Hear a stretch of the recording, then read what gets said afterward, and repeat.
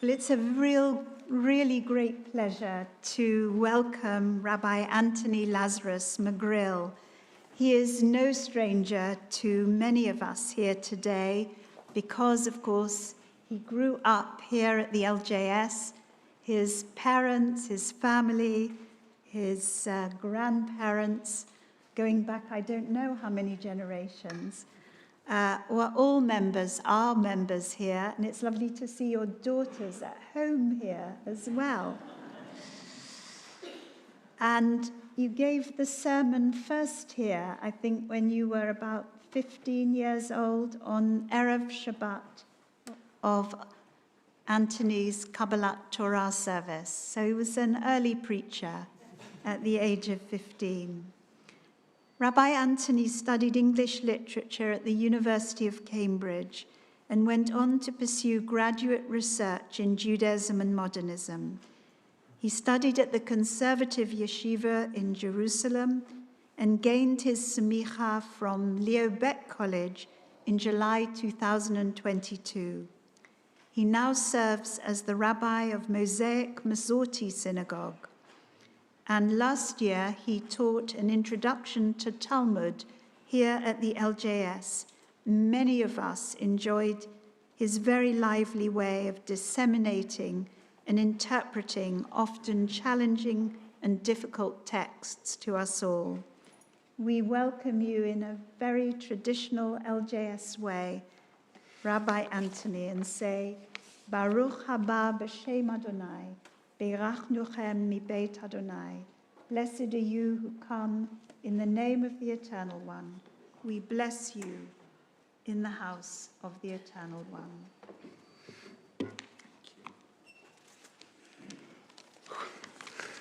Shabbat Shalom. I haven't been so nervous before doing this in a very long time. As Rabbi Alex intimated, I last gave a sermon here 15 years ago, and Bob Kurt was stood right there and told me he thought I should think about becoming a rabbi. It's also very nice to be in the presence of my teacher, Rabbi Alex. Thank you for having me. And especially sweet to share in the simcha for Judith and my mother, who do so much for this community that remains very close to my heart. 10 days ago, we lost Daniel Kahneman. Some of you will have read coverage this week. Who spent the war years in hiding in France and moved back to Israel in 1948, trained as a psychologist. And he always viewed himself as a psychologist, albeit one who might have something to teach the field of economics. So it was with some irony that in 2002 he was awarded the Nobel Prize in economics. Anyway, in 1979, along with his collaborator Amos Tversky, Zichrono Livracha, he first published on what he called prospect theory. Prospect theory is based on two profound insights about human nature. The first he called the endowment effect. The endowment effect teaches that what we have, what we own, we are always inclined to overvalue, whether it's a car or a house or a mug. The mere fact of possession leads humans to overrate how valuable the market will find it to be. The flip side of that coin, he calls loss aversion, the deep human anxiety and fear of loss, which Kahneman thought was a kind of evolutionary hangover, in that if a hunter-gatherer loses their day's food, they might starve. But if they gain an extra day's food, they're likely to be robbed. And so you come to modern humans who overrate what they have and are fearful of loss. The reason why this innovation of prospect theory was relevant and important for the field of behavioral economics was that it pushed back against a particular vision of Homo economicus as ultimately rational. And the particular way in which Kahneman claims classical economics thinks humans are rational is that we are meant to be good at making sober, sane, long-term calculations about our ultimate economic benefit. We're meant to be rational in how we participate in the marketplace. But Kahneman, basing himself experimentally, he's a psychologist, says this is not true. We are not rational. We are what he calls boundedly rational, which is to say, in many cases, not very rational at all. He writes, an exclusive concern with the long term turns out to be prescriptively sterile, because the long term is not where life is lived. Utility cannot be divorced from emotion, and emotion is triggered by change. Any theory of choice which ignores feelings such as the pain of loss, the regret of mistakes, is not only descriptively unrealistic, but it leads to prescriptions which do not maximize the utility of outcomes as they are actually experienced. That is to say, rationally, somebody with a great fortune which holds steady should feel more pleasure than somebody with a small fortune which increases minimally. But Kahneman observes that might be rational, but it is not human, because we fear loss. In a 2003 paper he wrote called Maps of a Bounded Rationality, he hypothesized another type in the marketplace, who he calls the experienced trader. The experienced trader shows less reluctance to trade one good for another because they have learned to base their choice on long-term value rather than on the immediate emotions associated with getting or giving up objects. The irrationality of most people lies in their fear of loss. But what he's claiming is that the experienced trader is the person who's divested from the petty emotions of small victories and small losses and has gone from boundedly rational to maximally rational, better able to make long-term decisions about ultimate utility. The observation which I think is beautiful here is that losing is an art and a discipline which can be learned through practice.